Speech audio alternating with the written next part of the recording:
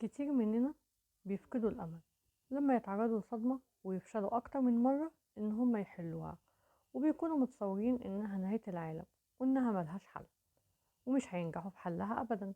لكن دي ممكن تكون مجرد فكرة في دماغنا، مش أكتر من فكرة. وممكن إحنا لو فكرنا فيها بشكل تاني ممكن نحلها ونكون على بعد خطوة واحدة بس.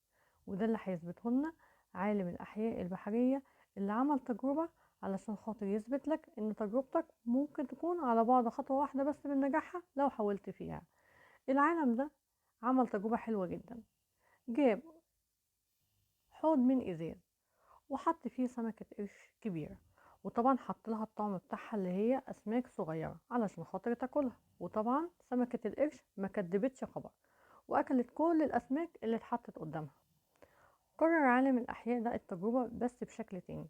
جاب حوض من إزاز وقسمه لجزئين، جزء حط فيه سمكة القرش الكبيرة والجزء التاني حط فيه السمك الصغير اللي هو الطعم بتاع سمكة القرش. طبعا سمكة القرش حاولت أكتر من مرة إن هي تهاجم وتاكل الأسماك الصغيرة، لكن طبعا اصطدمت بالحاجز اللي حطه عالم الأحياء ومعرفتش أبدا. حاولت أكتر من مرة، مرة لمدة أسابيع كتير جدا، ومعرفتش برضه إن هي تاكل الأسماك الصغيرة، إلى أن جت في مرة استسلمت وعرفت إن هي مش هتقدر توصل للأسماك الصغيرة وإن فعلا موجود في حاجز ومش هتعرف تاكل الأسماك دي. وقتها عالم الأحياء عرف إن تجربته نجحت وشال الحاجز.